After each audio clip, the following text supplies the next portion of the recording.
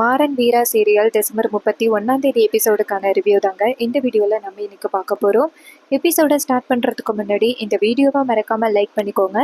உங்களுடைய ஒவ்வொரு லைக்கும் அடுத்தடுத்து வீடியோஸ் போடும் பொழுது எங்களுக்கு கொஞ்சம் இன்ட்ரெஸ்டிங்காகவும் என்கரேஜிங்காகவும் இருக்கும். எபிசோடு எப்படி ஸ்டார்ட் ஆகுதுன்னா, ஃபஸ்ட்டு அந்த கடையை காமிக்கிறாங்க. கடையில் இன்கம் டேக்ஸ் ஆஃபீஸர்ஸ் எல்லாரும் வந்திருக்காங்க. வந்துட்டு எல்லாத்தையுமே செக் பண்ணிக்கிட்டு இருக்காங்க. இன்னொரு பக்கம் நம்ம கண்மணிக்கு ஒரு மெசேஜ் வருது, மாறன் அரெஸ்டட் அப்படின்னு. இதை பார்த்ததோட கண்மணி ஒரு பக்கம் ரொம்ப சந்தோஷப்படுறாங்க. ஏன்னா கண்டிப்பாக மாறன் கைதானதுக்கு இந்த கண்மணி காரணமாக இருக்கலாம். இன்னொரு பக்கம் ராமச்சந்திரன் வந்த இன்கம் டேக்ஸ் ஆஃபீஸர்ஸ்க்கு கொடுக்குற டீட்டெயில்ஸ் எல்லாம் கொடுத்துக்கிட்டு இருக்காரு. ஒரு பக்கம் நம்ம ராகவன் அவரும் டீட்டெயிலை கொடுத்துக்கிட்டு இருக்காரு. அதுக்கப்புறம் எல்லாத்தையுமே செக் பண்ணி பார்த்துட்டு அவங்க நேராக ராமச்சந்திர பார்த்து, சார் எல்லா டீட்டெயிலுமே கரெக்டாக இருக்குது அப்படின்னு சொல்ல ராமச்சந்திர சொல்கிறாரு, நான் எப்போவுமே எல்லா டீட்டெயிலையும் கரெக்டாக ப்ரொவைட் பண்ணிடுவேன், ஒரு கணக்கு கூட எப்போவுமே மிஸ் ஆகாது அப்படின்னு ராமச்சந்திரன் சொல்லிட்டு, இந்த மாதிரி தப்பான இன்ஃபர்மேஷனை யார் கொடுத்தா அப்படிங்கிறது தெரிஞ்சுக்கலாமா அப்படின்னு ராமச்சந்திரன் கேட்குறாரு. அப்போ இன்கம் டேக்ஸ் ஆஃபீஸர் சொல்கிறாங்க, இங்கே பாருங்கள் சார், ஒரு லேடி தான் எங்களுக்கு கால் பண்ணி சொன்னாங்க, எங்களுக்கு செய்தி சொல்லிட்டா நாங்கள் செக் பண்ணி தானே ஆகணும், ஸோ அதனால தான் நாங்கள் செக் பண்ணோம். பட் செக் பண்ணுறதுல எந்தவித தப்பும் கிடையாது, உங்கள் மேலே எந்த தப்பும் இல்லை அப்படிங்கிறது நிரூபணமாகிட்டு, அதனால் நான் உங்கள் டயத்தை வேஸ்ட் பண்ணதுக்கு, உங்களோட அந்த ப்ரொடக்ஷன் ஸ்டாப் ஆனதுக்கு நாங்கள் இன்கம் டேக்ஸ் ஆஃபீஸர்ஸ் சொல்ல, இங்கே பாருங்கள், எந்த லேடி உங்களுக்கு கால் பண்ணி சொன்னாங்களோ அந்த லேடிக்கிட்ட உங்களால் எதுவுமே பண்ண முடியாது அப்படிங்கிறத மட்டும் நீங்கள் டெலிவர் பண்ணிடுங்க அப்படின்னு. அவங்களும் சரிங்க சார் அப்படின்னு சொல்லிட்டு அந்த இடத்துலேருந்து போகிறாங்க. இதை கேட்டுட்டு கண்மணி செம்ம டென்ஷன் ஆகுறாங்க. இருந்தாலும் இவனுக்கு ரொம்ப கொழுப்பு அப்படின்னு. அப்போ ராமச்சந்திரன் சொல்கிறாரு, சரி சரி அவங்க எல்லா வேலையும் பாருங்க, இங்கே உள்ள திங்ஸ் எல்லாம் எடுத்து வைங்க அப்படின்னு சொல்லிட்டு ராமச்சந்திரன் சொல்கிறாரு. இன்னொரு பக்கம் நம்ம மாறனை காமிக்கிறாங்க. மாறனுக்கு பக்கத்தில் ஒரு ஆள் உட்காந்துருக்காரு.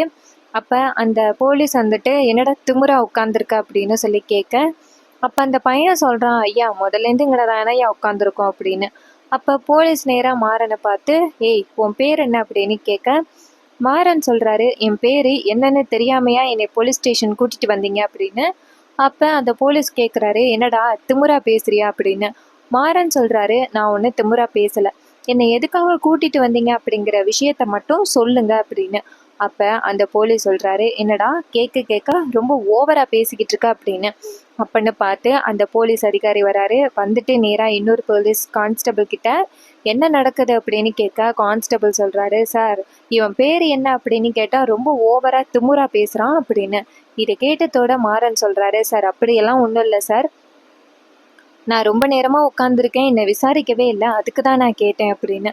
அப்போ போலீஸ் சொல்கிறாரு, ஓ உன்னை விசாரிக்கலையா, அப்போ விசாரிச்சிடலாமா அப்படின்னு சொல்லிட்டு நேராக கான்ஸ்டபிள் கிட்ட, கான்ஸ்டபிள் இவனை லாக்கப்புக்கு கூட்டிகிட்டு வா அப்படின்னு சொல்ல, மாறன் நேராக கான்ஸ்டபிளை பார்த்து, இங்கே பாருங்கள், தேவையில்லாத வேலையை பண்ணிக்கிட்டு இருக்காதீங்க, என் பேரில் என்ன தப்பு இருக்குது அப்படிங்கிறத நீங்கள் இன்னும் சொல்லவே இல்லை, அப்படி இருக்கையில் நீங்கள் எப்படி என்னை விசாரிக்கிறதுக்கு லாக்கப்புக்கு கூட்டிகிட்டு போகலாம் அப்படின்னு. அப்போ போலீஸ் சொல்கிறாரு, ஒரு கொலையை பண்ணிவிட்டு அவ்வளோ சீக்கிரமாக நீ பேசுறியா, வாடா அப்படின்னு சொல்லிட்டு மாறனை செல்லுக்குள்ளே கூட்டிகிட்டு போகிறாங்க. அப்போ மாறன் சொல்கிறாரு, தேவையில்லாத வேலை பார்க்காதீங்க அப்படின்னு. அப்போ போலீஸ் சொல்கிறாரு, இங்கே பாரு, விசாரணை கைதியை எப்படி அடித்து உண்மையை வாங்கணுமோ அப்படி தான் அடித்து உண்மையை வாங்க முடியும்,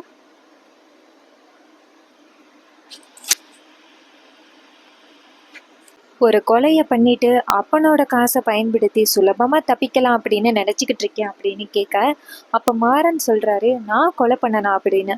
அப்போ போலீஸ் சொல்கிறாரு, ஆமாம், பாண்டியனை கொலை பண்ணிட்டு திட்டம் போட்டு அவ்வளோ ஈஸியாக தப்பிச்சிட்டியல்ல அப்படின்னு. அப்போ மாறன் சொல்கிறாரு, இங்கே பாருங்கள், பழைய ஃபைலெல்லாம் எடுத்து பார்த்தீங்களா இல்லையா, அது ஒரு ஆக்சிடெண்ட், எனக்கும் அதுக்கும் சம்மந்தமே கிடையாது, அதுக்கு நான் தண்டனை அனுபவிச்சுட்டு கூட வந்துட்டேன் அப்படின்னு. அப்போ போலீஸ் சொல்கிறாரு, சுலபமாக காசை கொடுத்து தப்பிச்சுட்டு யார்கிட்ட போய் சொல்கிற அப்படின்னு கேட்க, மாறன் சொல்கிறாரு, இங்கே பாருங்கள் சார், உங்களோட மோட்டிவ் என்னன்னு தெரியல, நீங்கள் ரொம்ப தேவையில்லாமல் பண்ணிக்கிட்டு இருக்கீங்க அப்படின்னு. அப்போ போலீஸ் சொல்கிறாரு, நான் தேவையில்லாமல் பேசுகிறேனா அப்படின்னு சொல்லிட்டு போலீஸ் லத்தியால் மாறனை அடிக்க ஆரம்பிக்கிறாங்க. அப்போ மாறன் வலி தாங்க முடியாமல் துடிக்கிறாரு. அப்போ போலீஸ் அடிச்சுக்கிட்டு இருக்கும் பொழுது நம்ம வள்ளி, வீரா அப்புறம் கார்த்தி 3 பேருமே ஸ்டேஷனுக்கு வராங்க. அப்போ மாறனை அடிச்சுக்கிட்டு இருக்கிறத பார்த்துட்டு 3 பேருமே அதிர்ச்சி ஆகுறாங்க.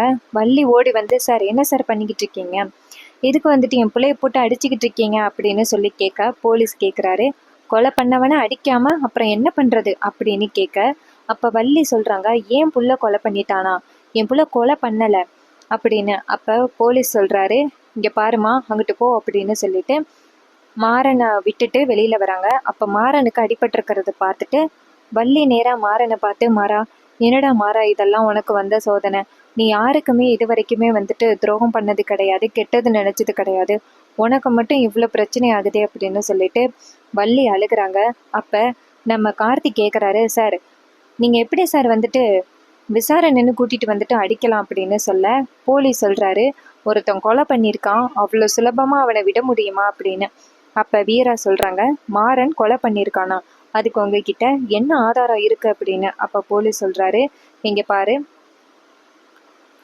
நீ தானே அந்த பாண்டியனோட தங்கச்சி, நீ தான் ஆக்சுவலி வந்துட்டு கேஸ் கொடுத்துருக்கணும், அதை விட்டுட்டு நீ பாட்டுக்கும் அவங்க கூட சேர்ந்து குடும்பம் நடத்திக்கிட்டு இருக்க, உனக்கு வெக்கமா இல்லையா அப்படின்னு சொல்லி கேட்க, இதை கேட்டுட்டு வீரா சொல்றாங்க, இங்க பாருங்க சார், நீங்க தேவையில்லாம மாறன் மேல பழி போடுறீங்க, மாறன் கொலை பண்ணல, அன்னைக்கு நடந்தது ஒரு ஆக்சிடென்ட் தான் அப்படின்னு. அப்ப போலீஸ் கேட்குறாரு, ஏமா உனக்கும் பணத்தை கொடுத்து சரி பண்ணிட்டாங்களா அப்படின்னு. அப்ப கார்த்தி சொல்றாரு, இங்க பாருங்க நீங்க தேவையில்லாம பேசுறீங்க, வீரா மேல மாறன் மேல எந்த தப்புமே இல்லை, அன்னைக்கு அவன் பண்ணதே ஆக்சிடென்ட் தான் அப்படின்னு. அப்ப போலீஸ் சொல்றாரு, இங்க பாரு இந்த இடத்த விட்டு இப்போ போறீங்களா இல்லையா அப்படின்னு. அப்ப வள்ளி சொல்றாங்க, இங்க பாருங்க சார், நீங்க ரொம்ப ஓவரா பண்ணிக்கிட்டு இருக்கீங்க, என் அண்ணன் யாருன்னு தெரியுமா அப்படின்னு. அப்ப போலீஸ் சொல்றாரு, ஏமா அப்ப போறியா இல்லையா அப்படின்னு சொல்லிட்டு பக்கத்துல இருந்த அக்யூஸ்ட் கிட்ட கேட்டு, என்னடா ரொம்ப ஓவரா பேசுறான் அப்படின்னு சொல்லிட்டு அந்த அக்யூஸ்ட் அடிக்கிறாங்க. இதை பார்த்ததோட மாறன் நேரா வள்ளியை பார்த்து, அத்தை நீ வீட்டுக்கு போத்த அப்படின்னு சொல்ல, அப்ப வள்ளி சொல்றாங்க, இல்ல மாறா நான் உன்னை விட்டு போக மாட்டேன் அப்படின்னு சொல்லிட்டு அழுகுறாங்க. அப்ப நம்ம வீரா சொல்றாங்க, அத்தை நம்ம இங்க நிக்கிறது வேஸ்ட், நம்ம போயிட்டு மாமாவை கூட்டிட்டு வரலாம் வாங்க அப்படின்னு சொல்ல, அப்ப வள்ளி சொல்றாரு, ஆமா அண்ணன் வரட்டும் அப்புறம் இருக்கு இவனுக்கு அப்படின்னு சொல்லிட்டு வள்ளி நேரா அழுதுகிட்டே வீட்டுக்கு போறாங்க. அப்ப மாறன் ரொம்ப கவலையா நிக்கிறாரு.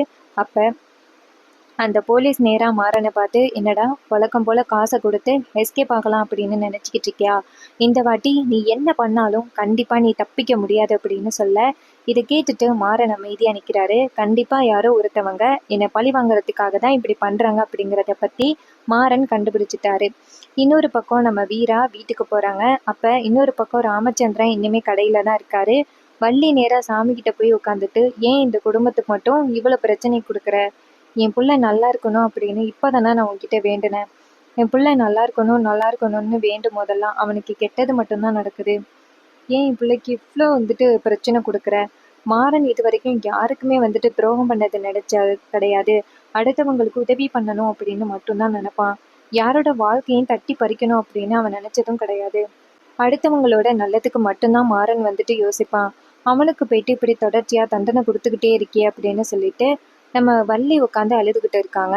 அப்படின்னு பார்த்து நம்ம வீரா இங்கேருந்து வந்துட்டு வள்ளியை பார்த்துட்டு, இங்கே பாருங்க அம்மா ஏமா இப்படி அழுகுறீங்க அப்படின்னு சொல்ல, வள்ளி சொல்றாங்க, மாறன் ஸ்டேஷன்ல இருக்கான், நம்ம போன போதே மாறனை எப்படி அடிச்சுக்கிட்டு இருக்காங்கன்னு பாத்தியா, இப்போ கண்டிப்பா நம்ம இங்க வந்த பிறகு இன்னும் மாறன் எவ்வளோ கஷ்டப்படுறான்னு தெரியலையே அப்படின்னு சொல்லிட்டு அழுகுறாங்க. அப்ப வீரா சொல்றாங்க, இருங்க அம்மா இன்னும் கொஞ்ச நேரத்துல மாமா வந்துருவாரு அப்படின்னு. அப்ப வள்ளி சொல்றாங்க, அண்ணன் வரட்டும் அதுக்கப்புறம் எதுக்கு அந்த போலீஸ் அதிகாரிக்கு அப்படின்னு. அப்ப வீரா சொல்றாங்க, மாறன் மேல கண்டிப்பா தப்பு இல்லை, மாறன் கொலை பண்ணியிருக்க மாட்டான் அப்படிங்கிறது நமக்கு நல்லாவே தெரியும், நம்ம பக்கம் நியாயம் இருக்கிறதுனால கண்டிப்பா மாறனை ரிலீஸ் பண்ணிடுவாங்க, நீங்க கவலைப்படாதீங்க அப்படின்னு சொல்ல, அதே நேரத்துல ராமச்சந்திரன் வீட்டுக்கு வராரு. ராமச்சந்திரனை பார்த்ததோட வள்ளி ஓடி போய் அவங்க அண்ணன்ட்ட, அண்ணா அண்ணா அப்படின்னு சொல்லிட்டு அழுகுறாங்க.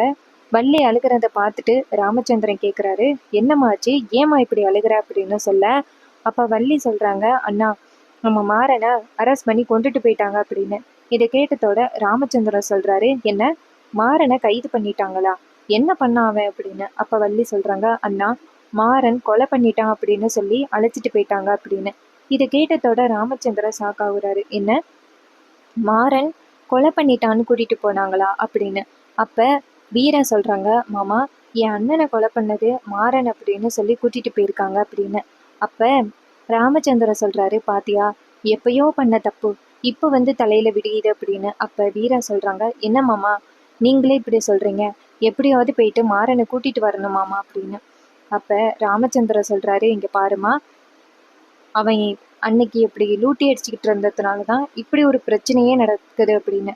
அப்ப வீரா சொல்றாங்க, மாமா நீங்க சொல்லுங்க, மாறன் வந்துட்டு கொலை பண்ணியிருப்பானா அப்படின்னு. அப்ப ராகவன் சொல்றாரு, அன்னைக்கு நானும் அவனு தான் ட்ரைவ் பண்ணோம், அது ஒன்றும் கொலை கிடையாது அப்படின்னு. அப்ப கண்மணி நினைக்கிறாங்க, கொலை பண்ணிட்டு எப்படி பேசுறானுங்க அப்படின்னு.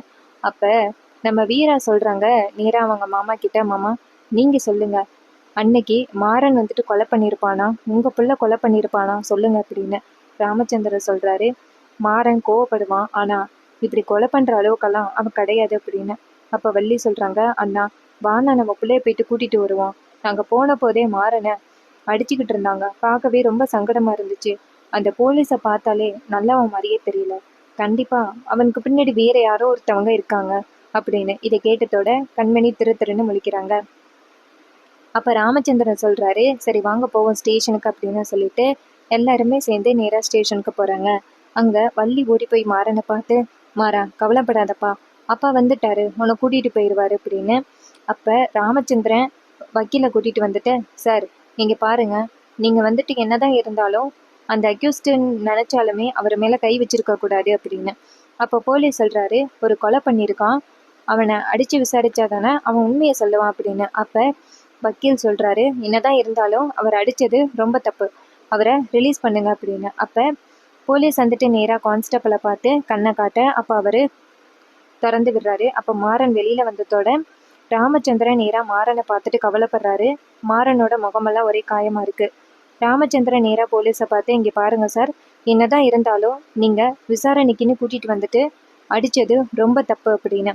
அப்போ போலீஸ் சொல்றாரு, என்ன குடும்பமே சேர்ந்து காசை வச்சு மாத்திரலாம்னு நினைச்சுக்கிட்டு இருக்கீங்களா அப்படின்னு. அப்ப ராமச்சந்திரன் சொல்றாரு, இங்க பாருங்க, உங்களோட மோட்டிவே வேற மாதிரி தெரியுது அப்படின்னு.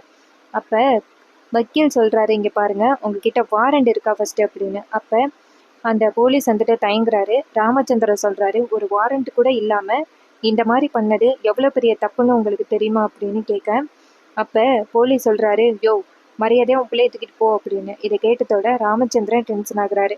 ராமச்சந்திரன் நேரா டிஜிபிக்கு கால் பண்றாரு.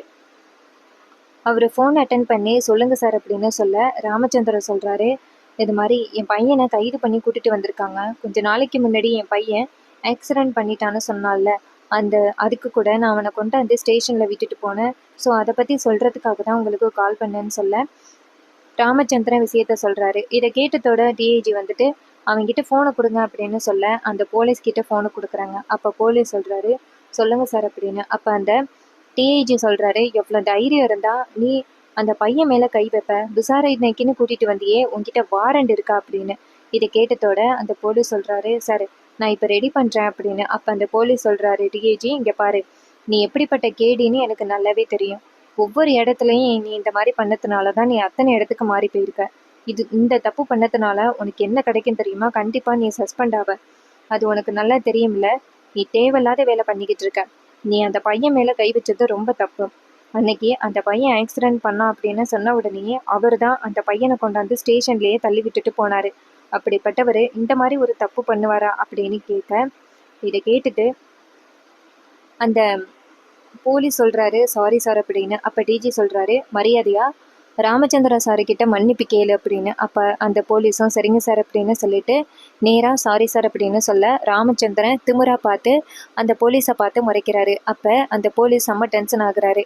அதுக்கப்புறம் ராமச்சந்திரன் நேரா அந்த டிஜி ஃபோனை வாங்கி சொல்லுங்க சார் அப்படின்னு சொல்ல, அப்ப அந்த போலீஸ் சொல்றாரு, சார் நடந்த மிஸ் அண்டர்ஸ்டாண்டிங்க்கு நான் மன்னிப்பு கேட்டுக்கிறேன் அப்படின்னு. ராமச்சந்திரன் சொல்றாரு, பரவாயில்ல சார் அப்படின்னு சொல்ல அவரு ஃபோனை கட் பண்றாரு.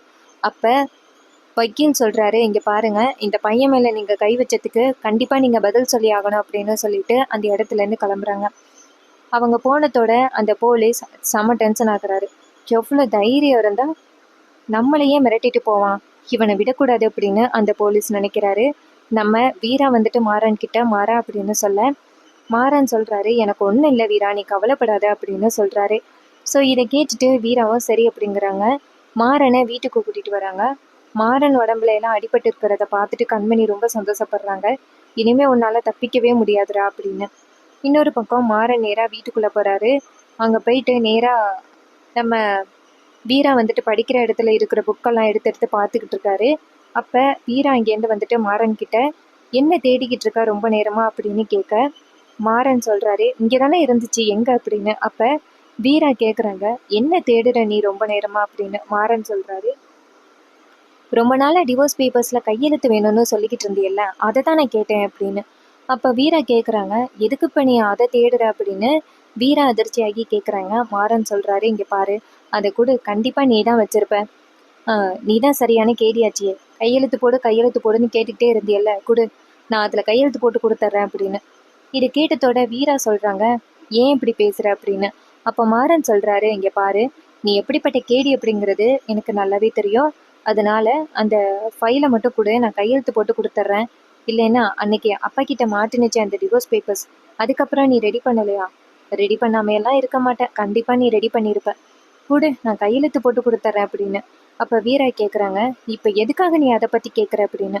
அப்போ மாறன் சொல்கிறாரு இங்கே பாரு, கண்டிப்பாக அந்த போலீஸோட மோட்டிவ் வேற ஏதோ தெரியுது. அவன் பல இடத்துல சஸ்பெண்ட் ஆகி வந்திருக்கான்னு கேள்விப்பட்டேன். ஸோ கண்டிப்பாக வந்துட்டு வேற ஏதாவது பிளானோட தான் வந்திருப்பான். ஸோ என்னால் உன் வாழ்க்கை எந்த விதத்துலையும் பாதிக்கப்பட வேணாம்.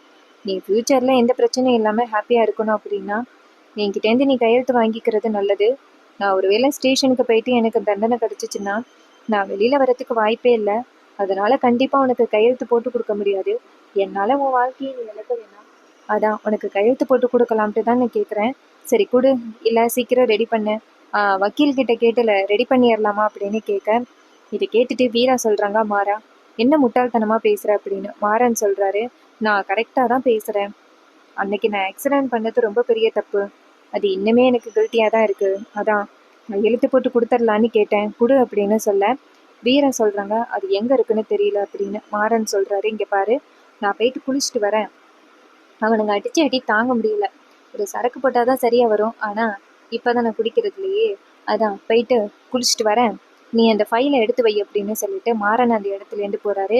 இதை பார்த்ததோட வீரா ரொம்ப கவலைப்படுறாங்க. அப்பன்னு பார்த்து கண்மணி வீரா பின்னாடி நின்றுட்டு கை தட்டுறாங்க. அப்போ வீரா திரும்பி பார்க்க கண்மணி நேராக வீரா கிட்ட என்ன வீரா, புருஷனுக்கு அடி விழுந்ததுனால தாங்க முடியலையா? இது முதல் அடிதான். அந்த போலீஸ் கிட்ட மட்டும் மாறன் சிக்கனான்னு வச்சுக்கேன், கண்டிப்பாக மாறன் உயிரோட வரதுக்கு வாய்ப்பே கிடையாது அப்படின்னு. இதை கேட்டதோட வீரா கேட்குறாங்க அப்போ இது எல்லாமே ஓ வேலை தானா அப்படின்னு. அப்போ கண்மணி சொல்கிறாங்க அப்புறம் நம்ம அண்ணனை கொலை பண்ணவனை சும்மாவா விட முடியும்? இதை திட்டமிட்ட கொலை மாதிரி தானே அப்படின்னு. இதை கேட்டதோட வீரா சொல்கிறாங்க ஏன் கண்மணி இப்படி முட்டாள்தனமாக பேசுகிற அப்படின்னு. கண்மணி சொல்கிறாங்க இந்த குடும்பத்தில் உள்ள யாருமே நிம்மதியாக இருக்கக்கூடாது, அதுக்காக தாண்டி நான் இதெல்லாம் பண்ணிக்கிட்டு இருக்கேன் அப்படின்னு சொல்ல வீரா ரொம்ப அதிர்ச்சி ஆகுறாங்க.